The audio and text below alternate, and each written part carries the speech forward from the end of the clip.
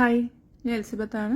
Actually ഞാൻ ഈ video start ചെയ്യുമ്പോൾ എൻ്റെ ഒരു ഉദ്ദേശം എന്ന് പറഞ്ഞാൽ എല്ലാവരും അറിയണം. ഈവൻ ഇപ്പോൾ എന്ത് സംഭവിച്ചാലും ഈ പറഞ്ഞ വീഡിയോകളൊക്കെ എൻ്റെ മുൻ ഭാര്യ എലിസബത്ത് ഉദയൻ നടൻ ബാലയ്ക്കെതിരെ ഗുരുതര ആരോപണങ്ങളാണ് ഉന്നയിച്ചിരിക്കുന്നത്. വിവാഹ ജീവിതത്തിൽ താൻ നേരിട്ട പീഡനങ്ങൾ എലിസബത്ത് തുറന്നു പറഞ്ഞു. ബാലയുടെ പല വാദങ്ങളും എലിസബത്തിന്റെ വെളിപ്പെടുത്തലുകൾ ഇല്ലാതാക്കുന്നു.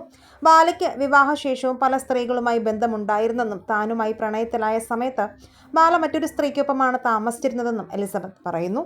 ഈ വാർത്തകളോട് പ്രതികരിച്ച് ബാലയും കോകിലയും എത്തിയിരുന്നു. കേരളത്തിൽ ഒരുപാട് വിവാദങ്ങൾ ഇപ്പോൾ നടക്കുന്നുണ്ട്. അസൂയയാണത്. ആരെയും കുറ്റം പറയുന്നില്ല. ഞങ്ങൾ വളരെ സന്തോഷത്തോടെ ജീവിക്കുകയാണ്.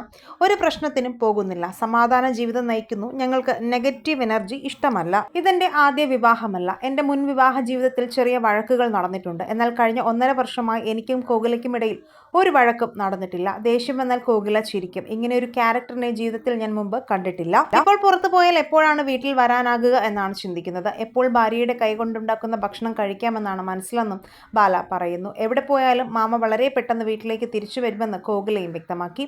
കല്യാണത്തിന് മുൻപ് എനിക്ക് ഒന്നും അറിയില്ലായിരുന്നു. ഓരോന്നായി പഠിച്ചു. തെറ്റുപറ്റിയാൽ മാമ പറഞ്ഞു തരും. എന്നേക്കാൾ സ്നേഹം മാമയ്ക്കാണെന്നും കോകില പറയുന്നു. അതേസമയം കഴിഞ്ഞ ദിവസം വലിയ ആരോപണമാണ് ബാലയ്ക്കെതിരെ എലിസബത്ത് ഉന്നയിച്ചത്. വിദേശത്തുള്ള ഒരു സ്ത്രീയുമായി ബാലയ്ക്ക് ബന്ധമുണ്ടായിരുന്നെന്നാണ് എലിസബത്ത് ആരോപിച്ചത്.